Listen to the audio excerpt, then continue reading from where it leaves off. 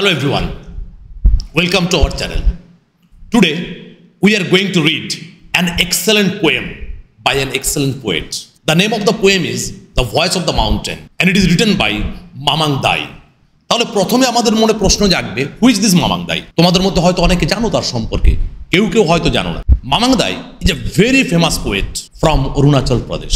চলো তাহলে আগে একটু মামাং দাইয়ের আর্লি লাইফ সম্পর্কে জেনে নিই, তারপর ধীরে ধীরে আমরা পোয়েমটা পড়বো। এই মামাং দাই তার জন্ম হচ্ছে 1 মার্চ 1957। কোথায়? পাসিঘাট, অরুণাচল প্রদেশ। এবং তিনি তার ট্রাইবাল কালচার এবং নেচারের সাথেই বড় হন। তিনি যে ট্রাইবের মধ্যে বিলং করতেন, সেখানে অনেক ট্রাইব আছে, তার মধ্যে তিনি যে ট্রাইবে বিলং করতেন সেটা ছিল আদি ট্রাইব। এই আদি ট্রাইবের যে বিলিফ সিস্টেম, তাদের যে বাঁচার ধরন, তাদের চিন্তা ভাবনা এবং তার পাশাপাশি প্রকৃতির প্রতি ভালোবাসা, এই সমস্ত কিছু তৈরি করেছে মামাং দাই নামের বিখ্যাত কবিকে। এই মামাং দাইয়ের আর্লি এডুকেশন কোথায় শুরু হয়? The pine Mount school, Shillong. এবং পরবর্তীকালে তিনি গুয়াহাটির কটন কলেজে পড়াশোনা করেন। তিনি BA in English literature complete করেন গুয়াহাটি ইউনিভার্সিটি থেকে 1979-এ। এবং এই যে বিভিন্ন জায়গায় পড়াশোনা করা, বিভিন্ন স্টেটে পড়াশোনা করা, বিভিন্ন স্কুল কলেজে পড়াশোনা করা, এই সমস্ত কিছুই তার লিটারারি লাইফকে মারাত্মকভাবে এনরিচড করে চলেছে because he is still alive. Next আমরা যেটা জানবো তার career and public service. Trailblazer in civil service. Trailblazer মানে আমরা জানি পায়োনিয়ার, যে পথ দেখায়। কেন হঠাৎ করে এরকম একটা এপিসোড তার সম্পর্কে আমরা ইউজ করছি কেন? অরুণাচল প্রদেশ থেকে তিনি ছিলেন first woman to be selected for IAS in 1980। যেসব সোর্স থেকে আমরা কাজ করছি সেখানে কোথাও 1979ও লেখা আছে, ফলে এটা নিয়ে একটা কনফিউশন আছে। ওকে, আলটিমেটলি তিনি আইএএস হিসেবে মনোনীত হন 1980-তে, যদিও তিনি সেই চাকরি করেননি, because her love was literature and journalism. ঠিক আছে, তিনি জার্নালিস্ট হিসেবে আমাদের দেশের অনেক মেজর নিউজ পেপারে লেখালেখি করেছেন। The Hindustan Times, the Telegraph, the sentinel, অনেক জায়গায় তিনি লেখালেখি করেছেন। পরবর্তীকালে তিনি প্রেসিডেন্ট হন কোথাকার? Arunachal Pradesh union of working journalists. So we are going to read a poem from a versatile genius. Next আমরা যেটা দেখবো তার লিটারারি ওয়ার্কস। যেহেতু আমরা পোয়েম পড়ছি, প্রথম আমরা পোয়েট্রিটাই ডিসকাস করি। যদিও তিনি একজন পোয়েট, তিনি একজন নভেলিস্ট, তিনি একজন নন ফিকশন রাইটার। তাহলে তার পোয়েট্রি কালেকশনের মধ্যে আমরা পাচ্ছি রিভার পোয়েমস 2004, দ্য বাম of the Himalayas 2010, হেম্ব্রিলমাইজ লুম 2014।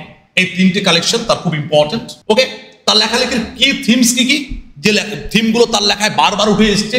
Of course nature. তার বাড়ি কোথায় সেটা বোঝো? নর্থ ইস্টে, হিলি রিজিয়ন। তাহলে সেখানকার ancient hill and ancient forest তার লেখায় বারবার উঠে আসবে, স্বাভাবিক ব্যাপার। আইডেন্টিটি, তিনি একটা পার্টিকুলার ট্রাইবের মধ্যে বিলং করেন, আদি ট্রাইব। এই ট্রাইবাল পিপলদের ক্ষেত্রে তাদের মারাত্মকভাবে একটা তাদের মধ্যে ভয় কাজ করে যে সোকল্ড মেনল্যান্ড, তার কালচার তাদের উপর চাপিয়ে দেওয়া হচ্ছে না। তো তারা তাদের নিজস্ব আইডেন্টিটি, তাদের যে প্রাচীন চিন্তাভাবনা, তাদের পরিচয়, সেগুলোকে তারা বজায় রাখার জন্য আপ্রাণ চেষ্টা করে চলেছেন। History, of course history of that area, তার আমরা লেখালেখি দেখতে পাবো। অরুণাচলের ইতিহাস নিয়ে তার প্রচুর লেখালেখি আছে। তাহলে এইখানকার যে ইতিহাস, এবং আমরা জানি নর্থ ইস্টের ইতিহাস প্রচণ্ড ডিস্টার্বিং। কখনো বাইরের একটার পর একটা শক্তি সেখানে আক্রমণ করে চলেছে, কখনো ইংরেজরা গিয়ে সেখানে থাকতে শুরু করছে। পরবর্তীকালে আজকের দিনে দাঁড়িয়েও আশপাশের অন্যান্য দেশ থেকে, যেমন মায়ানমার, বাংলাদেশ, সেখান থেকে অনেক মানুষ এসে সেখানে হাজির হচ্ছে। ফলে প্রত্যেকটা মুহূর্তে এখানকার যে ডায়ালেক্ট, এখানকার যে কালচার, তার উপর বাইরের মানুষের একটা প্রভাব এসে পড়ছে। সেইগুলো কিভাবে তাদেরকে, তাদের জীবনযাত্রাকে কিভাবে কতটা প্রভাবিত করছে, সেগুলো তার লেখাতেও উঠে এসছে অনেকবার। ইন্ডিজিনাস কালচার, অবশ্যই এখানকার আদি যে মানুষজন যারা বাস করে, তাদের যে কালচার, তাদের যে ফেথ, এই সমস্তগুলোও তার সাহিত্যের অংশ। Mamang Dai started with the romantic tradition. অনেক পোয়েটের মতোই তিনিও রোমান্টিক ট্রেডিশনে লেখালেখি শুরু করেন, কিন্তু বাড়ি তার নর্থ ইস্টে, one of the most disturbed areas in our country, যেখানে আজকের দিনেও একদিকে স্টেট পাওয়ার, মিলিটারি, অন্যদিকে মিলিটেন্টসদের মধ্যে লড়াই নিত্য নৈমিত্তিক ঘটনা। মাঝে মাঝে সেখানে রক্তপাত ঘটছে এবং স্টেট পাওয়ার আর মিলিটেন্টস, তাদের মাঝে স্যান্ডউইচড হচ্ছে কারা? কমন হিউম্যান বিংস, যেটা খুব স্বাভাবিক ব্যাপার। ফলে পরবর্তীকালে রোমান্টিক ট্রেডিশনকে পরিত্যাগ করে তিনি এখানকার সোশিও পলিটিক্যাল কালচারাল রিয়েলিটিকে তার সাহিত্যে বারবার তুলে ধরেছেন। এবং আজকে আমরা যে পোয়েমটা পড়বো, this is also not an exception. এরপর আমরা আলোচনা করব তার নভেলস অ্যান্ড প্রোজ। লেফট হ্যান্ডে তার নভেলসগুলোর নাম লেখা আছে, the legends of Pensam, stupid cupid, the black hill, এগুলো তার বিখ্যাত নভেল। আর রাইট হ্যান্ডে তার নন ফিকশন ওয়ার্কগুলো আছে, Arunachal Pradesh, the hidden land, mountain harvest, the food of Arunachal. এইগুলো, এই নভেলগুলো এবং এই প্রোজ ওয়ার্কগুলো তার বেশ। আমরা নেক্সট পয়েন্টের দিকে এগোই। নেক্সট পয়েন্ট কি? Awards and honours.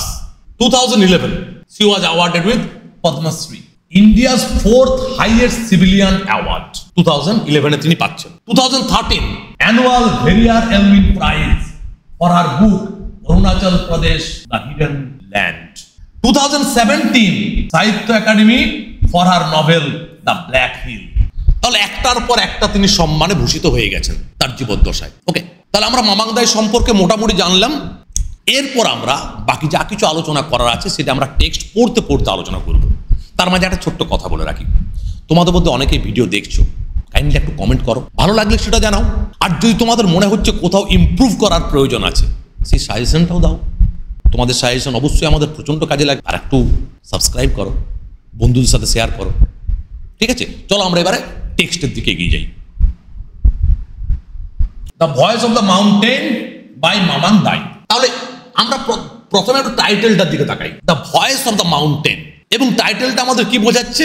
এই পুরো পোয়েমটা মাউন্টেনের ভয়েস থেকে আমরা পড়বো। আমরা পুরো কবিতাটাতে মাউন্টেনের কণ্ঠস্বর, পর্বতের কণ্ঠস্বর শুনতে পাবো। কারণ পুরো এলাকাটায় সব থেকে প্রাচীন বুড়োটাকে পর্বত। তাহলে পুরো এলাকাতে গ্র্যাজুয়ালি যা কিছু চেঞ্জেস এসেছে, সব কিছু কে দেখেছে, কে জানে?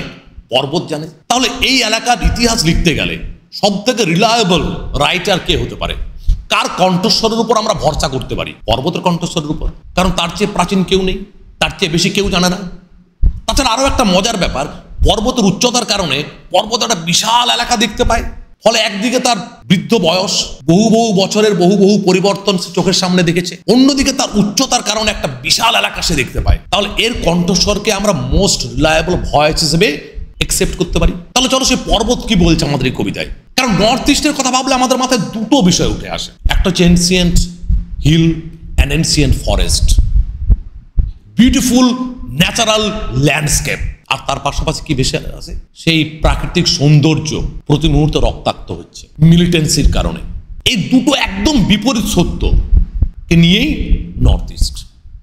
চলো দেখা যাক আমরা কি পাই এই কবিতায়। ন্যাচারাল বিউটি আর ডিস্টার্বিং পলিটিক্যাল রিয়ালিটি, এই দুটোর মেলবন্ধন কিভাবে এই কবিতায় আমরা দেখতে পাই। চলো। From where I sit with this I, আমি আগে বললাম পুরো কবিতাতে আমরা কার ভয়েস পাবো? Voice of the mountain. তাহলে আইটাকে mountain. From where I sit on the high platform I can see the ferry lights criss crossing the big river. এই পোয়েমটাতে আমরা পরিষ্কার দুটো ওয়ার্ল্ড পাবো, world of the mountain and world of the human beings. তোমাদের মাথায় প্রশ্ন জাগতে পারে পুরো এলাকাটা জুড়েই তো মাউন্টেন। না, এখানে একটা ডিফারেন্স তৈরি করা হয়েছে। যেখানটা যে উচ্চতা থেকে পুরো তুষারে ঢাকা, বরফে ঢাকা, সে এলাকাটাতে মাউন্টেন একা, সেটা ওর সাম্রাজ্য। আর যেখান থেকে বরফ গলে নদী শুরু হচ্ছে, মানে যেখান পর্যন্ত মানুষজনের যাতায়াত, সে এলাকাটা হচ্ছে মানুষের জগৎ। তাহলে একটা হচ্ছে পর্বতের একার জগৎ, সেখানেও একা বিরাজ করছে। আর পর্বত জগতের নিচে যেখান থেকে বরফ গলে নদী শুরু হচ্ছে, সেখান থেকে হচ্ছে মানুষের জগৎ। কারণ অতদূর পর্যন্ত মানুষের যাতায়াত আছে। তাহলে এই জায়গাটাকে আমাদের ক্লিয়ার করতে হবে। তাহলে পর্বত সে উচ্চতাতে বসে আছে, সেখান থেকে বসে সে দেখতে পাচ্ছে কি? From where I sit on the high platform. তাহলে পর্বত আছে অনেক উঁচুতে, এই উচ্চতার কারণে সে ওখান থেকে নিচের একটা অনেক বড় এলাকা দেখতে পাচ্ছে। সেখানে সে কি দেখতে পাচ্ছে? I can see the ferry lights of ferry, ওই ছোট ছোট নৌকা টোকা যেগুলো যাচ্ছে নদীতে, criss crossing the big river. ধরো নদীতে এই দিক থেকে একটা নৌকা যাচ্ছে, উল্টো দিক থেকে নৌকা আসছে, তাহলে এই নৌকা এই দিক থেকে এইদিকে ক্রস করে যাচ্ছে নদীটাকে। আরেকটা নৌকা এসে উল্টো দিক থেকে ক্রিস ক্রস করে বেরিয়ে যাচ্ছে। তাহলে আমি নিচে বিজি হিউম্যান অ্যাক্টিভিটি আমি দেখতে পাচ্ছি। অনেক উপরে বসে থেকে আমি নিচে মানুষের কর্মব্যস্ততা দেখতে পাচ্ছি। আমি সব কিছু দেখছি চুপ করে। I know the towns estuary mouth. তাহলে আমি দুটো কথা বলেছিলাম, যে মাউন্টেন তার ওল্ড এজ এবং হাই পজিশন, এই দুটো বিষয় আমরা খেয়াল রাখবো। কি কি? Old age and high position. এই দুটোর কারণে এই পুরো এলাকার যে হিউম্যান অ্যাক্টিভিটিস, পুরো এলাকার আশপাশে কোথায় কি শহর আছে আর কি কি সব আছে, সমস্ত কিছু সে জানে। এই এলাকার সব থেকে প্রাচীন বুড়োর নাম হচ্ছে পর্বত। তার চোখের সামনে সমস্ত পরিবর্তনগুলো ঘটে আসছে। তার চোখের সামনে মানুষগুলো দৈনন্দিন জীবনে তারা বিভিন্ন রকমের কষ্ট করে চলেছে, লড়াই করে চলেছে বাঁচার জন্য, সব কিছু সে দেখছে। He is the best historian of this area. They are beyond the last bank where the color drains from heaven. I can outline the chapters of the world. Interesting lines. They are beyond the last bank. আমি কি বললাম? এখানে দুটো জগৎ দেখতে পাচ্ছি আমরা। পর্বতের জগৎ বলতে কোন জায়গাটা বুঝছি আমরা? যতটা এলাকা বরফে ঢাকা আছে, আর তারপর থেকে নদী শুরু হচ্ছে, তাহলে শেষ নদীর পাড় পর্যন্ত, মানে যেখান পর্যন্ত মানুষের যাতায়াত আছে, মানে যেটাকে তিনি নদীর জগৎ বা মানুষের জগৎ বলছেন, তার ওপারে তার একার জগৎ। দে are beyond the last bank. তার লাস্ট ব্যাংকের ওপারে, মানে যেখানে পর্বত একা আছে, যেখানটা বরফে ঢাকা, পর্বতের একার রাজ্য যেখানটা। where the color drains from heaven. আকাশের আলো প্রথম কোথায় পড়ে? প্রথম কথা হচ্ছে অরুণাচল প্রদেশে পড়ে, ভারতবর্ষের মধ্যে। এবং সেখানে কোথায় পড়ে? পর্বতের উপরে, যেখানে পর্বতের একার সাম্রাজ্য। কারণ সেই পর্বত আকাশের কাছে আছে। তাহলে সূর্যের আলো যখন আমার এই সাম্রাজ্যে পড়ে, আমার এই জগতে পড়ে, সেইখানে বসে থেকে I can outline the chapters of the world. আমি এখানে পৃথিবীর ইতিহাসের প্রত্যেকটি অধ্যায় রচনা করতে পারি। এখানে কোন পৃথিবী? মাউন্টেন যতটা এলাকা দেখতে পাই সেই পৃথিবী। সেই পৃথিবীর ইতিহাসের প্রত্যেকটি অধ্যায় লেখার ক্ষমতা আমার আছে। কারণ এই পৃথিবীর প্রত্যেকটি পরিবর্তন, এই পৃথিবীর প্রত্যেকটি মানুষের দুঃখ, কষ্ট, আনন্দ, যন্ত্রণা, সমস্ত কিছু আমি জানি। তাহলে এখানে বেস্ট হিস্টোরিয়ান হতে পারি এক এবং একমাত্র আমি, due to my old age and due to my high position. আশা করি এখান পর্যন্ত সকলের কাছে ক্লিয়ার।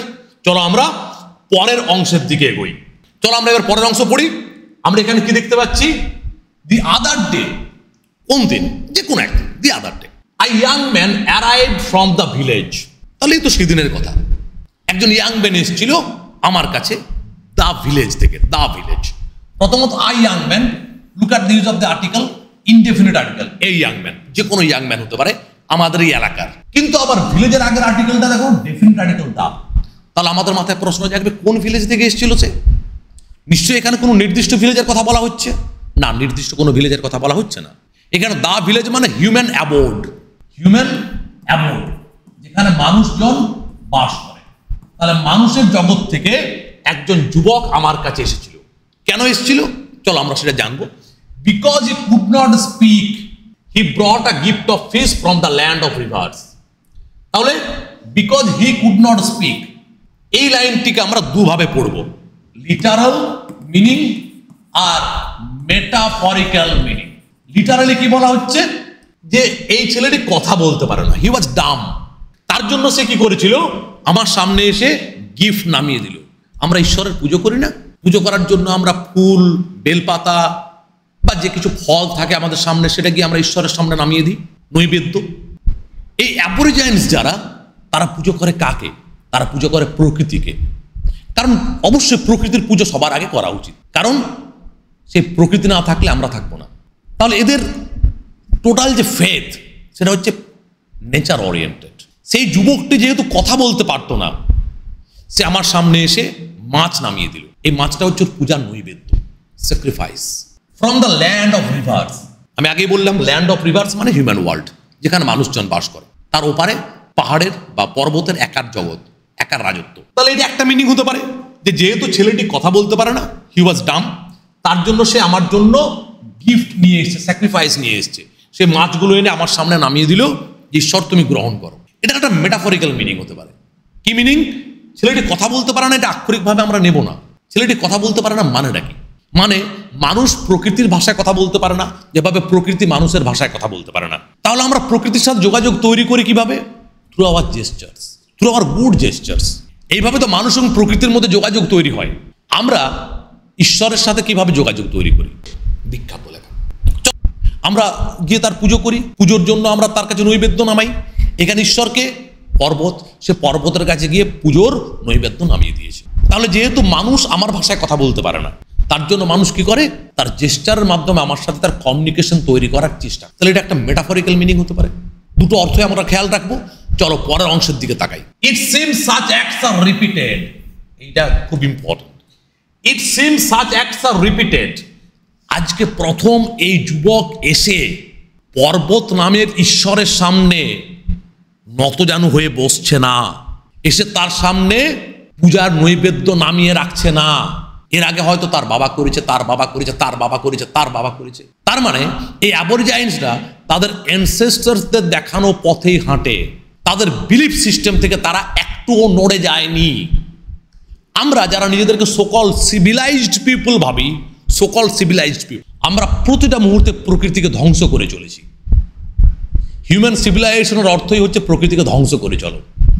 কখনো ট্যুরিজমের নামে, কখনো এই যে বাড়তি জনসংখ্যার চাপের কারণে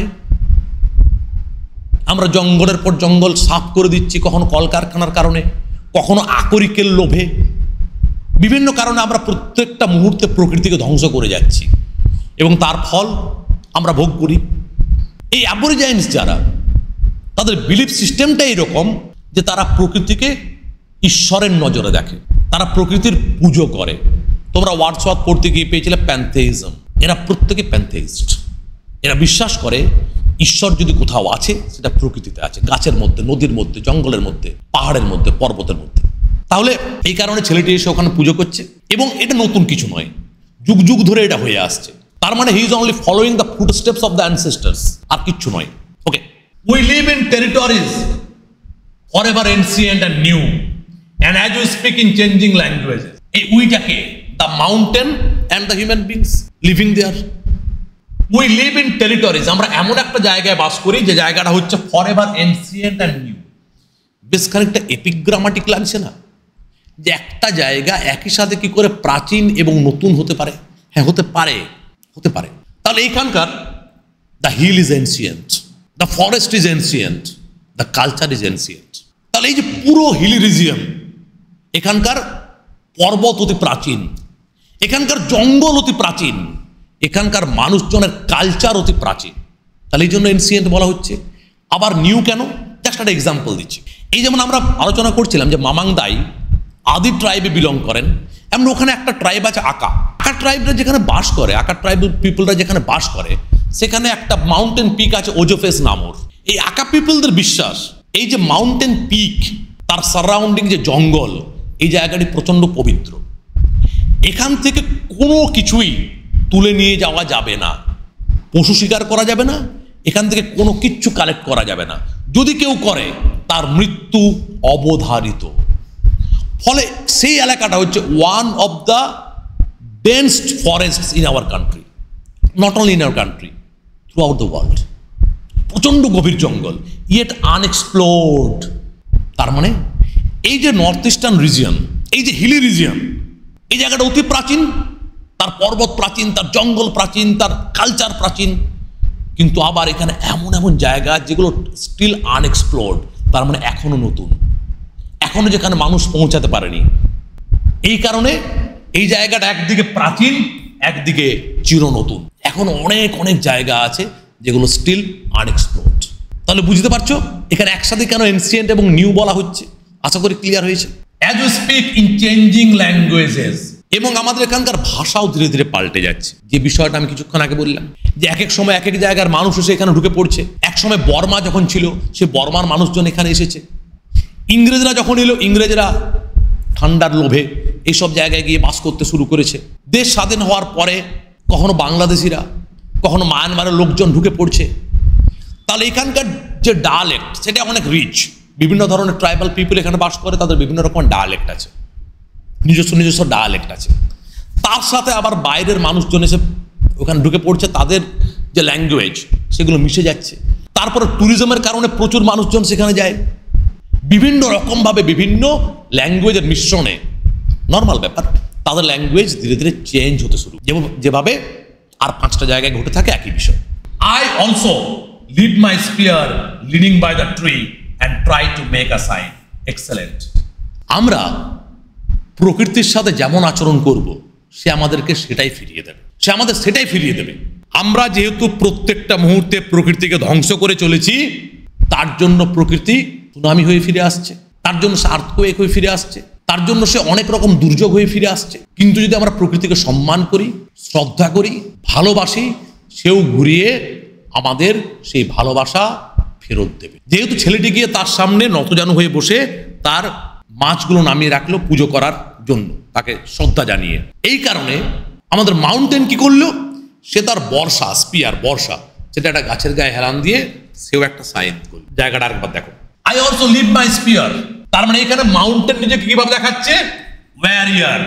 এবং আমরা জানি একজন ওয়ারিয়ার যদি তোমার শত্রু হয়, সে তোমার বিরুদ্ধে চূড়ান্ত সংগ্রামে নামতে পিছিয়ে যাবে না। আবার যদি সে তোমার বন্ধু হয়, তাহলে তোমার যে কোনো বিপদে সে পাশে দাঁড়াবে। তাহলে আমাদের মাউন্টেন এখানে একজন যোদ্ধা হিসেবে দেখাচ্ছে নিজেকে। তার হাতে কি আছে, স্পিয়ার আছে, বর্ষা আছে। সে যখন দেখলো এই মানুষটি আমার শত্রু নয়, এই মানুষটি আমার বন্ধু, সেও তখন চুপচাপ তার বর্ষাটা একটি গাছের গায়ে হেলান দিয়ে রাখলো এবং তারপর সেও একখানা জেস্চার করলো, জেস্চার দেখালো। কি gesture? That I am very much pleased with your behaviour. তাহলে this is the perfect relationship, perfect communication between man and nature. আশা করি এখান পর্যন্ত ক্লিয়ার। চলো পরের অংশের দিকে তাকাই। এর পরের লাইনটা আমার ব্যক্তিগতভাবে মারাত্মক লাগে। I am an old man sipping the breeze that is for ever young. পর্বত এখানে নিজেকে দেখাচ্ছে একজন প্রাচীন বৃদ্ধ মানুষ হিসেবে, যে সব সময় যুবক বাতাস পান করে চলে। আমরা কি জানি, পর্বত এক জায়গাতে স্থির আছে, তার মানে স্ট্যাটিক, আর বাতাস সব সময় এখানে ওখানে চঞ্চল ভাবে ছুটে বেড়াচ্ছে, মানে কাইনেটিক। আমরা জানি stasis is associated with old age আর কাইনেসিস উইথ ইউথ। তার মানে এই পর্বত যেহেতু এক জায়গাতে স্থির, এই কারণে পর্বতকে আমরা বলছি বৃদ্ধ, এবং বাতাস যেহেতু চঞ্চল সব সময় এখানে ওখানে ছুটে বেড়াচ্ছে, এই জন্য বাতাস হচ্ছে যুবক। আমরা এটাও জানি হিমালয় পর্বত দাঁড়িয়ে আছে বলে উত্তরের ঠান্ডা বাতাস থেকে আমাদের বাঁচাতে পারছে। তাহলে পাহাড় সবসময় কি পান করে চলে, যুবক বাতাস। কি অনবদ্য লাইন না? In my life I have lived many lives. Another very interesting line. আমার একটা জীবনে আমি অনেকগুলো জীবন যাপন করলাম। কিভাবে? একটা জীবনে কেউ কি করে অনেকগুলো জীবন যাপন করতে পারে? পর্বত তো আদিকাল থেকে আছে, তার মধ্যে কত কত মানুষ এলো, কত কত মানুষ গেল, কত কত জীবের জন্ম হলো, উদ্ভিদের জন্ম হলো, তারা বড় হলো, তাদের মৃত্যু হলো, তার জায়গাতে আবার পরের প্রজন্ম এলো। এইভাবে মাউন্টেন তার বৃদ্ধ বয়সের জন্য অনেকগুলো প্রজন্মের আসা এবং যাওয়া দেখল। এই কারণে সে একটা জীবনের মধ্যে তার অভিজ্ঞতার মাধ্যমে অনেক অনেক জীবন যাপন করে ফেলেছে। My voice is sea waves and mountain peaks. In the transfer of symbols I am the chance syllable that orders the world instructed with history and miracle. এই জায়গাটা একটু মন দিয়ে শুনবে, কারণ এই জায়গাটা বেশ কিছু স্টুডেন্টের কাছে বুঝতে একটু সমস্যা হয়। চলো আগে একটা উত্তর দাও তো আমাকে, যে ধরো একটা আইল্যান্ডে মানুষজন বাস করে, আইল্যান্ডার্স, তাদের জীবন কার উপর নির্ভরশীল? সমুদ্রের উপর বা সমুদ্রের ঢেউয়ের উপর।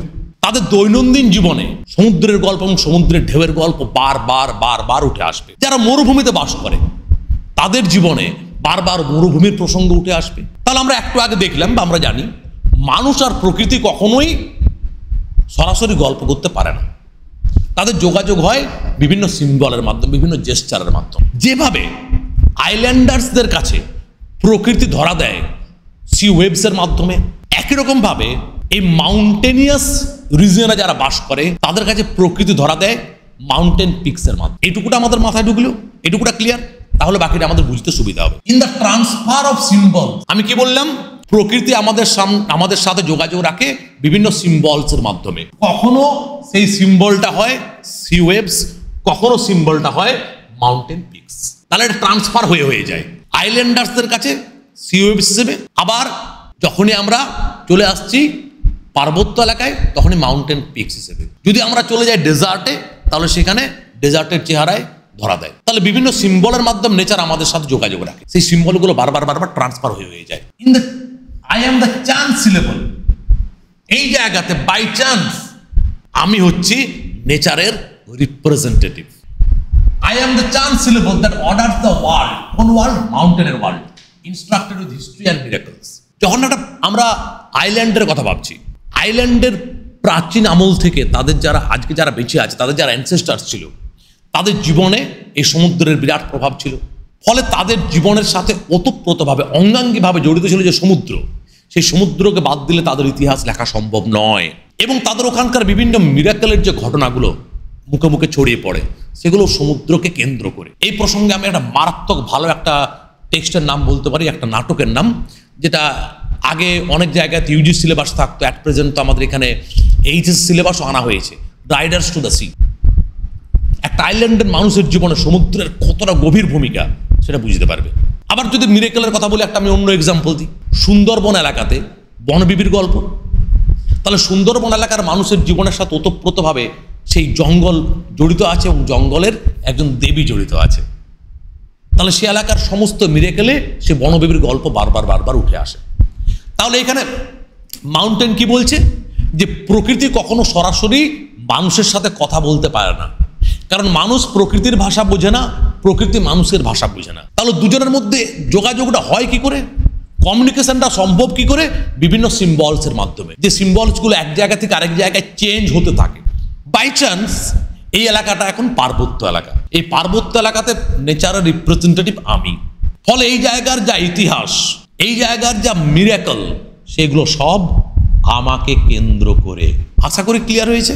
চলো আমরা পরের অংশের দিকে এগোই। I am the desert and the rain. এখানে একদমই একটা প্রচন্ড সহজ সরল একটা জিওগ্রাফিক্যাল যে রিয়ালিটি, সেটাকেই পর্বত অন্যভাবে আমাদের সামনে তুলে ধরেছে। আমরা জানি মাউন্টেনের অবস্থানের উপর ডিপেন্ড করে rain shadow and rain shading. পর্বতের যেদিকে এসে বারবার মেঘগুলো ধাক্কা খায়, সেদিকে প্রচন্ড বৃষ্টিপাত ঘটে, আর তার উল্টো পিঠটাতে বৃষ্টিপাত অনেক কম। ফলে পর্বতের অবস্থানের কারণে কোনো একটা দিক হয় ডেজার্ট, আর কোনো একটা দিক বৃষ্টিতে ভরে যায়। বুঝতে পেরেছো? এরপর দেখো, এই পোয়েমের মধ্যে বারবার মাউন্টেন বিভিন্ন রকমের রোল প্লে করে। পরের অংশে মাউন্টেন নিজেকে কিভাবে প্রকাশ করছে আমাদের সামনে, ওয়াইল্ড বার্ড। এই যে এখানে আছে I am the desert and the rain, একইভাবে এখানে উজ্জ আছে এই কথাটা আই অ্যাম, পরের লাইনে উজ্জ আছে এই কথাটা আই অ্যাম। আই অ্যামটা আমরা ধরে নিচ্ছি। এখানে বলছে আমি হই the desert and the rain, পরের অংশ আই অ্যাম আছে, যেটা লেখা নেই। Wild bird that sits in the west, আমি হচ্ছি পশ্চিমে বসে থাকা একটা বন্য পাখি। মাউন্টেন তার পজিশনের কথা বলছে, একটা পাখির মতো আমি বসে আছি। The past that recreates itself, আবার আমি বললাম শুরুতে আমি আই অ্যামটা ধরে নিলাম। I am the past that recreates itself and particles of life that clutch and cling for thousands of year. আমি হচ্ছি সে অতীত, যে অতীতের প্রত্যেক মুহূর্তে পুনরাবৃত্তি হয়ে চলেছে। আমি আগেই বললাম যে মানুষগুলোর কালচার, তাদের বিলিফ সিস্টেম আমাদের মতো এত ড্রাস্টিক্যালি চেঞ্জ হয়ে যায়নি। আমাদেরও পূর্বপুরুষরা একসময় প্রকৃতির পুজো করত, এখন আমরা প্রকৃতি থেকে হাজার হাজার মাইল দূরে চলে যাচ্ছি, এরা যায়নি। এদের এখানে অতীত বারবার নিজের পুনরাবৃত্তি করে চলে। কারণ শুরুর দিকে বলেছিল, এই যে ছেলেটি এসে এখন আমার পুজো করছে, এর পূর্বপুরুষেরাও এক সময় আমার পুজো করত। সেই অতীতটা হয়তো ছেলেটা দেখেনি, কিন্তু সেই সমস্ত অতীতের এবং একমাত্র উইটনেসকে, একমাত্র সাক্ষীকে আমি, মানে মাউন্টেন। তাহলে আমার এখানে প্রত্যেক মুহূর্তে অতীতের পুনরাবৃত্তি হয়ে চলেছে। And particles of life that clutch and cling for thousands of years, এখানে হাজার হাজার বছর ধরে বাঁচার লড়াই চালিয়ে যাচ্ছে প্রচুর জীব, প্রচুর প্রাণী, প্রচুর উদ্ভিদ, তার সমস্ত কিছু সাক্ষীকে আমি। এই পুরো পার্বত্য এলাকায় হাজার হাজার বছর ধরে জীবন স্পন্দন অনুভব করছি আমি, হাজার হাজার বছর ধরে তাদের বাঁচার লড়াই দেখছি আমি। শুধু মানুষ নয়, প্রকৃতিতে একমাত্র মানুষই নেই, আর প্রকৃতি সবকিছু একমাত্র মানুষের জন্যই নয়। বিভিন্ন জীব, বিভিন্ন প্রাণী, বিভিন্ন উদ্ভিদ, তাদের জীবন স্পন্দন আমি প্রত্যেকটা মুহূর্তে অনুভব করতে পারি। হাজার হাজার বছর ধরে তারা এখানে বাস করে। অনবদ্য কিছু লাইন আছে এই কবিতাটাতে। I know these things as rocks know burning in the sun's embrace about clouds and sudden rain. I know. Repetition is very important here. আমি জানি। Repetition shows confidence, কারণ আমি অতি প্রাচীন আর আমি একটা অতি উচ্চতায় বাস করি। ফলে আমি জানি, মানে আমি প্রচন্ড ভালোভাবে। যেমন এখানে অ্যাজ ওয়ার্ডটার মাধ্যমে একটা সিমিলির ব্যবহার করা হয়েছে। যেমন রক্স নো, যেমন পাথরগুলো জানে, কি জানে, আমি একটু জাম্প করে পড়ছি, পরে এই জায়গাটা আসবো। হ্যাঁ, as rocks know about clouds and sun and rain. এই পর্বতের যে উঁচু শৃঙ্গগুলো, সেগুলোতে এসে মেঘগুলো ধাক্কা খায় এবং তারপর হঠাৎ করে বৃষ্টিপাত ঘটে। এই পার্বত্য এলাকার তো এটা একটা মজা, এই চারদিকটা শুকনো, রোদ দিচ্ছে, দুম করে বৃষ্টি পড়লো, আমরা ভিজে গেলাম। এটা তো পার্বত্য এলাকায় হয়েই থাকে। তাহলে সেই পাথরের গায়ে এসে মেঘ ধাক্কা খায়, হঠাৎ করে মেঘ থেকে জল নিচে পড়তে থাকে। তাহলে একটা পর্বত যেমন মেঘকে চেনে, তেমনি আমিও চিনি পুরো জায়গাটাকে, এখানকার অতীতকে, এখানকার বর্তমানকে, এখানকার ইতিহাসকে, এখানকার ভূগোলকে। মাথা ঢুকলো? তাহলে যেভাবে একটা পাথর চেনে কোন মেঘটা থেকে বৃষ্টি পড়বে, কোনটার থেকে পড়বে না, কখন হঠাৎ করে বৃষ্টি পড়বে, কোন মেঘ শুকনো, একই রকমভাবে এই পুরো এলাকার ইতিহাস, এই পুরো এলাকার ভূগোল আমার নখদর্পণে আছে। এরপর আমি যে অংশটা ছাড়লাম সেটার দিকে দেখো। As rocks know burning in the sun's embrace. একদম ন্যাচারাল একটা রিয়ালিটি যে একটা পাথর, তার গায়ে রোদ পড়ছে। কবি এটাকে অপূর্বভাবে দেখিয়েছে, যেন পাথরটি হচ্ছে প্রেমিকা আর সূর্য হচ্ছে তার প্রেমিক। ওখানে রোদ পড়ছে না, ওটা যেন sexual passion of the lover, সে যেন তাকে জড়িয়ে রেখেছে, এমব্রেস। সূর্য যেন প্রেমিক আর ওই পাথরটি প্রেমিকা, প্রেমিক গিয়ে প্রেমিকাকে জড়িয়ে ধরে রেখেছে। আর রোদটা তাহলে কি?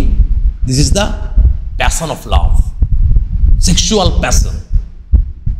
ওকে, চলো পরের অংশের দিকে তাকো। অ্যাজ আই নো, আবার তিনি তার জানার কথা বলছেন। কি জানা? As I know a cloud is a cloud is a cloud. আমি জানি একটি মেঘ, একটি মেঘ, একটি মেঘ। মানে আমি জানি একটি মেঘ শুধুমাত্র একটি মেঘ, তার অতিরিক্ত কিচ্ছু নয়। আমরা হয়তো মেঘকে নিয়ে অনেক রকমের আমাদের রোমান্টিক চিন্তা ভাবনা থাকে, মেঘদূতম, অনেক কিছু চিন্তা ভাবনা থাকে আমাদের মেঘকে নিয়ে, কিন্তু পর্বত জানে মেঘ শুধুমাত্র একটি মেঘ, অন্য কোন রকম রোমান্টিসাইজ করার কোনো জায়গা নেই। কারণ যে প্রচণ্ড ভালোভাবে জানে, তার ওই সমস্ত বিষয় নিয়ে রোমান্টিসিজম থাকে না। যেমন একটা সহজ এক্সাম্পল একটা দেওয়ার চেষ্টা করি। যেমন দেখবে আমরা অনেক জায়গায় বেড়াতে যাই, কি অপূর্ব জায়গা, আমরা কি আনন্দে আত্মহারা হয়ে যাই, কিন্তু সেই জায়গায় যারা বরাবর বাস করে তাদের কাছে সেই জায়গাটা ততটা রোমান্টিক নয়, বরঞ্চ অনেক সময় তাদের ক্ষেত্রে ওটা প্রচণ্ড কষ্টের জায়গা। কারণ নর্মালি আমরা যেসব জায়গাতে বেড়াতে গিয়ে প্রচণ্ড আনন্দ আত্মহারা হই, সেইগুলো ওই সকল ম্যানল্যান্ড থেকে বেশ খানিকটা দূরে, যেখানে কমিউনিকেশনের সমস্যা আছে, যেখানে দেখবে তোমার মানে ওদের যে কোনো ধরনের যানবাহন বা বাঁচার যা রসদ, সেগুলো ঠিকঠাক করে ওদের কাছে পৌঁছাতে ওদের অনেক বেগ পেতে হয়, কষ্ট পেতে হয়। দুদিনের জন্য বেড়াতে গেলে ভালোই লাগে। যারা ওখানে থাকে তারা জানে, হ্যাঁ এটা পাহাড়, হ্যাঁ এটা নদী, হ্যাঁ এটা জঙ্গল। তাদের মধ্যে সেই রোমান্টিসিজমটা থাকে না, কারণ তারা সেই রিয়েলিটিটার সাথে প্রত্যেকটা মুহূর্তে বাস করছে। তাহলে আমাদের কাছে একটা মেঘ নিয়ে একটা আলাদা আবেগ থাকে, আমাদের একটা আলাদা রোমান্স থাকতে পারে। পর্বতের বক্তব্য, আমি জানি একটি মেঘ মানে একটি মেঘ মানে একটি মেঘ, তার বাইরে কিচ্ছু নয়। A cloud is this uncertain pulse that sits over my heart. Another excellent line. আমাদের যে পালস এই আছে, দুম করে নেই, কত আনসার্টেন বলো না। এই চলছে চলছে চলছে, হঠাৎ করে দেখলে স্টপ হয়ে গেল, মানে লোকটি মারা গেল। তাকে তুলনা করছে মেঘের সাথে। পার্বত্য এলাকার মেঘগুলো তাই, এই পেট ভর্তি জল নিয়ে মেঘটা উড়ে বেড়াচ্ছে উড়ে বেড়াচ্ছে উড়ে বেড়াচ্ছে, গিয়ে দ্রাম করে একটা পাথরের সাথে ধাক্কা লাগলো, সব জল পড়ে গেল, মেঘ ফাঁকা। যেভাবে পালস আছে আছে আছে আছে আছে, দুম করে মাউন্টেন এখানে নিজেকে একজন বৃদ্ধ মানুষের সাথে তুলনা করেছে। একজন বৃদ্ধ মানুষের পালস যে কোনো মুহূর্তে বন্ধ হয়ে যেতে পারে। এই কারণেই তিনি নিজের পালসের সাথে মেঘের খামখেয়ালিপনার তুলনা টেনেছেন। এর পরের জায়গা আরো মারাত্মক, অনবদ্য জায়গা। In the end the universe is nothing except a dream of permanence. শেষমেশ এই পৃথিবীতে স্থায়িত্বের স্বপ্ন ছাড়া আর কি, অর্থাৎ এই পৃথিবীতে কোনো কিছু স্থায়ী নয়। আমাদের মনে হতে পারে বঙ্গোপসাগর স্থায়ী, আমাদের মনে হতে পারে হিমালয় স্থায়ী, আমাদের মনে হতে পারে থর মরুভূমি স্থায়ী, কোনো কিছুই নয়। কোটি কোটি বছরের পৃথিবীতে বহু বহু পরিবর্তন হয়েছে। আমরা বইয়ে পড়েছিলাম যে হিমালয় যেখানে আছে আজকে, একসময় সেখানে থেটিস নামের একটি সাগর ছিল। ভবিষ্যতে সেখানে যে অন্য কিছু হয়ে যাবে না, আমরা কি জানি? আচ্ছা, পৃথিবী নিজেও তো একটা সময় তৈরি হয়েছে, এই পৃথিবী কি স্থায়ী? আচ্ছা, বিশ্ব ব্রহ্মাণ্ডও তো একটা মুহূর্তে তৈরি হয়েছে। ফলে এই দুনিয়ায় স্থায়িত্বের স্বপ্ন আছে, স্থায়িত্ব বলে কিছু হয় না। তার মানে পর্বত বলছে আমিও বৃদ্ধ, আমিও চিরন্তন নই। একদিন আমিও আর থাকবো না। যেভাবে মানুষের জন্ম হয়, মৃত্যু হয়, আমারও জন্ম হয়েছে, আমারও একদিন মৃত্যু হবে। হয়তো তোমাদের থেকে আমি অনেক বেশি দিন বাঁচলাম, আরও হয়তো কিছুদিন বাঁচব, কিন্তু এই পৃথিবীতে স্থায়িত্বের স্বপ্ন ছাড়া কিচ্ছু নেই। আর আমরা জানি স্বপ্ন শব্দটা যখনই ঢুকে গেল তার মানে হচ্ছে মোমেন্টারি, একটা মুহূর্তের পরে স্বপ্ন ভাঙে। Peace is a falsity. এরপর কবি নর্থ ইস্টের পলিটিক্যাল রিয়ালিটির দিকে এগোচ্ছে। আচ্ছা শোনো, বলতে গিয়ে আমার মুখ থেকে একটা ভুল শব্দ বেরিয়ে গেছে। হিমালয় এখন যেখানে আছে সেখানে থেটিস ছিল না আগে। থেটিস একজন দেবীর নাম, ওখানে টেথিস ছিল, যদিও তোমরা জানো। এবং হয়তো আমি যখন বলে ফেললাম হয়তো অনেকেই মনে মনে হাসছো, হ্যাঁ উল্টোপাল্টা বকছি। আরে ক্লাস নিতে গিয়ে অনেক সময় ফ্লোতে বেরিয়ে যায়, ঠিক আছে? ওকে, চলো। এর পরের যে জায়গাটা অনবদ্য জায়গা, পিস ইজ আ ফলসিটি। এইখানে পোয়েট আমাদের মামাংদাই সরাসরি নর্থ ইস্টার্ন রিজিয়নের পলিটিক্যাল কন্ডিশনের দিকে এগিয়ে গেছেন। কারণ আমরা জানি এই এলাকাতে বারবার বাইরের শক্তিরা এসেছে এবং বারবার জায়গাটা ডিস্টার্ব হয়েছে। এই যে ধরো অরুণাচল প্রদেশ, তার ওপারে চীন, ফলে সবসময় একটা বাইরের শক্তির একটা থ্রেট সেখানে আছেই। এই বাইরের শক্তিদের সাহায্য নিয়ে যে সমস্ত মিলিটেন্টস, তারা ওই জায়গাতে একটা ডিস্টারবেন্স তৈরি করে রেখেছে। ফলে এই জায়গাটা মারাত্মক রকমের একটা ডেন্সড মিলিটারি জোন। এই মিলিটেন্টসদের মধ্যে লড়াই চলছে, আবার মিলিটেন্টসদেরও আবার হাজারটা গ্রুপ, তাদের মধ্যে আবার লড়াই চলছে। এমনকি যে মণিপুর বহু মাস ধরে সেখানে ডিস্টারবেন্স চলছে, আমরা জানি। তাহলে পুরো নর্থ ইস্টার্ন রিজিয়নে প্রত্যেকটা মুহূর্তে রক্তপাত ঘটে চলেছে। এই লাইনটা পড়তে পড়তে আমার বারবার সুকান্ত ভট্টাচার্যের লেখা সেই বিখ্যাত লাইনটার কথা মনে পড়ে যায়, শান্তির ললিত বাণী শোনাইবে ব্যর্থ পরিহাস। অর্থাৎ এখানে কখনোই শান্তি নেমে আসে না। Peace is a falsity. A movement of rest comes after long combat. শান্তি আসে না। হয়তো বহুদিন ধরে লং কমব্যাট, বহুদিন ধরে যুদ্ধ করতে করতে, লড়াই করতে করতে একটা সময় মানুষ ক্লান্ত বিধ্বস্ত হয়ে গিয়ে মোমেন্ট অফ রেস্ট, যেটাকে আমরা শান্তি চুক্তি ভাবি, আসলে সেটা বিশ্রাম চুক্তি। আবার যে কোনো মুহূর্তে সেই চুক্তি ভেঙে আবার নতুন করে লড়াই শুরু হতে পারে। এই ভয়ে, এই আতঙ্কে সাধারণ মানুষের দিন কাটে। এখানে শান্তি আসে না, হয়তো কিছুক্ষণের জন্য বিশ্রাম আসতে পারে। From the east the warrior Returns. এখানে ডেফিনিট আর্টিকেল ইউজ করা হলেও এখানে যোদ্ধা মানে যে কোনো যোদ্ধা হতে পারে। With the blood of peonies. Peonies is the name of a flower. এবং এরপরে আমরা পাবো চাইল্ডের রেফারেন্স। এই চাইল্ড আর ফ্লাওয়ার, এই দুটো কি সিম্বলাইজ করে? Innocence or simplicity. এবং দেখো এখানে বলা হচ্ছে যে with the blood of peonies. এখানে এমনকি flower is covered with blood. তার মানে এটা এমন একটা জায়গা যেখানে ইনোসেন্স ইজ বুচার্ড, যেখানে সিম্পলিসিটি ইজ মার্ডার্ড। তাহলে this is the north east. আমি কি বললাম একটু আগেই যে পোয়েট এবারে পলিটিক্যাল কমেন্টারির দিকে তিনি এগিয়ে গেছেন। I am the child who died at the edge of the world, the distance between end and hope. এখানে তিনি নিজেকে একটা শিশুর সাথে তুলনা করছেন। ধরো এখানে কোনো একটা শিশু মারা গেছে, ওই যে আমি বললাম যে মিলিটারি আর মিলিটেন্টসদের লড়াই বা মিলিটেন্টসদের সাথে অন্য একটা মিলিটেন্ট গ্রুপের লড়াইয়ে, তাতে সাধারণ মানুষ যারা তারা স্যান্ডউইচড হয়।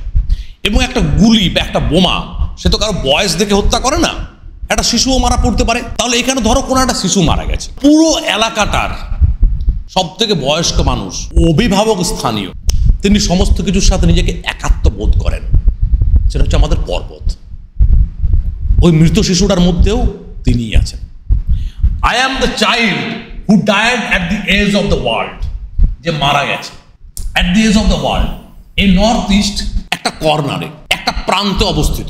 এবং এই কারণেই নর্থ ইস্টার্ন রাইটারদের, তুমি যার লেখায় পড়ো, রবিনেস ইয়াঙ্গাম পড়ো, তামিচুলা আও পড়ো, বা হালফিলের জেনিস পারিয়াত পড়ো, সবার লেখার দেখবে এই অভিযোগ বারবার উঠে এসছে যে যেহেতু আমরা একটা প্রান্তিক জায়গায় অবস্থিত, তাহলে সেন্টার আমাদের দিকে ঠিকঠাক নজর দেয় না। এই অভিযোগটা বারবার তাদের সাহিত্যে উঠে এসছে। এবং এইখান মামাংদাই ইজ নো এক্সেপশন। তার অভিযোগ তাই, যেহেতু আমরা একটা প্রান্তে পড়ে আছি, এখানে ফুলের হত্যা হচ্ছে, এখানে শিশুর হত্যা হচ্ছে, কিন্তু এইদিকে ঠিকঠাক নজর দেওয়া হচ্ছে না। Distance between end and hope. তাহলে আগেও তিনি বললেন পিস ইজ আ ফলসিটি। এখানে আমরা যে আশা করি আর বাস্তবে যা হয় দুটোর মধ্যে বিস্তর ফারাক আছে। আমরা আশা রাখি যে হয়তো এই যুদ্ধবিরতি, হয়তো এই শান্তি চুক্তি, এটা হয়তো স্থায়ী হয়ে যাবে, আর হয়তো রক্তপাত ঘটবে না। কিন্তু রিয়ালিটি অন্য কথা বলে। বারবার আমরা দেখতে পাই সেই শান্তি চুক্তি, সেই যুদ্ধবিরতি, সেটা হচ্ছে moment of rest after long combat. ফলে এখানে মানুষের আশা আর বাস্তব দুটোর মধ্যে কোনো মিল নেই। The star diagram that fail from the sky. এবং এখানে যে কোনো মুহূর্তে যা কিছু ঘটতে পারে, বিনা মেঘে বজ্রপাতের মতো। যে কোনো মুহূর্তে মানুষের জীবন শেষ হয়ে যেতে পারে। The summer that makes men weep. আচ্ছা, এই নর্থ ইস্টার্ন রিজিয়নে, এই হিলি রিজিয়নে, এই মাউন্টেনিয়াস রিজিয়নে, এখানে তো সামারটা সব থেকে এনজয়েবল সিজন হওয়ার কথা। কিন্তু এখানে কেন বলছেন আমাদের কবি যে গ্রীষ্ম ঋতুতেও মানুষ কেঁদে ওঠে কেন? লাইনটা পড়ে তোমরা একটা অন্য লাইনের সাথে মিল খুঁজে পাবে, টি.এস. এলিয়টের। April is the cruellest month. ওয়েস্টল্যান্ডার্সদের কাছে এপ্রিল সব থেকে নিষ্ঠুর মাস। কেন? এই যে এই জায়গাতে সব থেকে যেটা এনজয়েবল সিজন সামার, সেখানেও রক্তপাত ঘটছে। ফলে তারা সামার সিজনকেও এনজয় করতে পারে না। তাছাড়া আগে যার পরিবারের কোনো সদস্য মারা গেছে, যার কোনো বন্ধু মারা গেছে, কোনো আত্মীয় মারা গেছে, এই গ্রীষ্মকালে যখন প্রকৃতি হেসে ওঠে তার ফুলে ফলে রঙে রূপে গন্ধে, তখন তার সেই প্রিয়জন হারানোর ব্যথা দুঃখ আরো বেশি করে মনে পড়ে।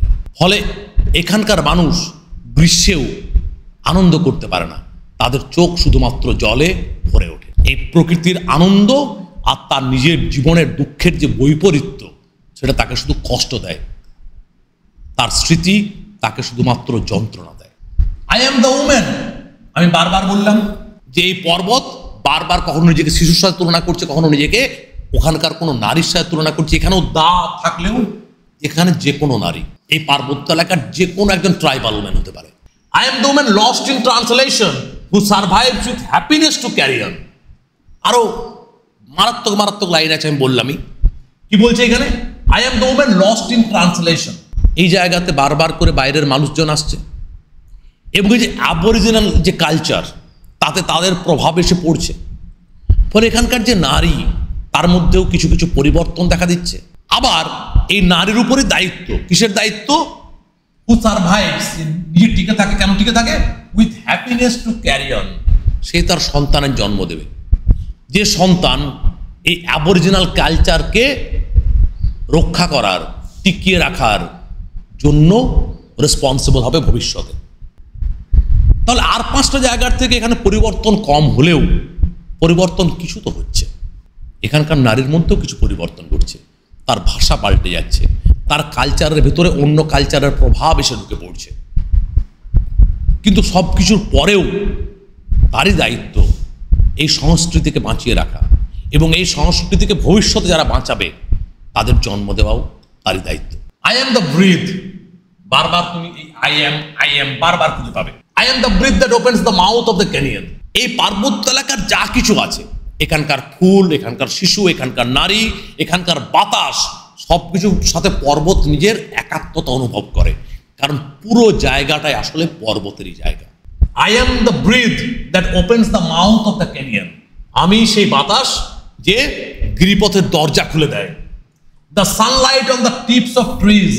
আমি সেই সূর্যের রশ্মি যেটা গাছের গায়ে গিয়ে পড়ে। There where the narrow gorge hastens the wind. তাহলে যেখানে বাতাস বয়ে যায়, সেই সমস্ত কিছু আমি। I am the place where memory escapes the myth of time. সময় সতত প্রবহমান, সময়ের সাথে সাথে সব কিছু পাল্টে যায়। এইখানে সময় অনেকটাই থমকে আছে। আমি আগেই বলেছি, এটা হতে পারে না যে কিছুই পরিবর্তন হয়নি, কিছু তো পরিবর্তন হয়েছে, কিন্তু তারপরও অ্যাবরিজিনাল কালচার এখানে টিকে আছে।